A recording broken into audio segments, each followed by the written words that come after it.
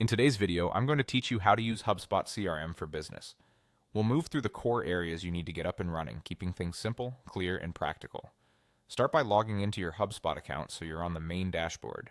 The first task is to add your contacts. Head to the top navigation and open CRM, then select Contacts. This is your central list of people and companies you'll work with. If you already have a list, the quickest way to bring it in is by using a CSV import.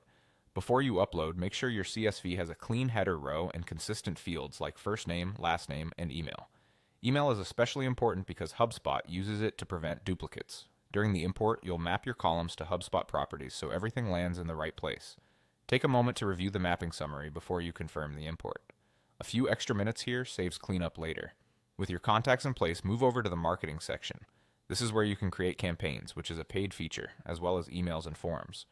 Campaigns help you group related assets, like emails, forms, and pages, under one umbrella so you can track performance and context.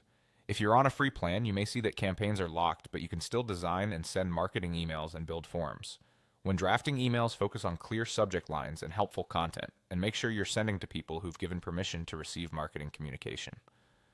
Forms are your gateway to capturing new leads. Once someone submits a form, that data flows straight into your CRM, enriching your contact records automatically.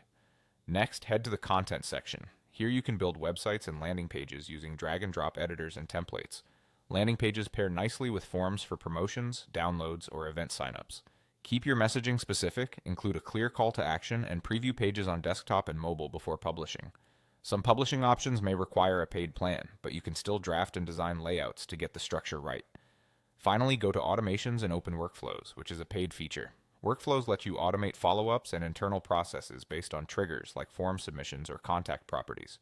You can send timely emails, update contact fields, and notify your team automatically. Start simple, test with a small segment, and review the workflow history to ensure everything fires as expected. That's the core flow. Log in, add contacts, explore marketing for emails and forms, build pages and content, and scale with automations. Follow these steps, and your HubSpot CRM will be set up to support your business from day one.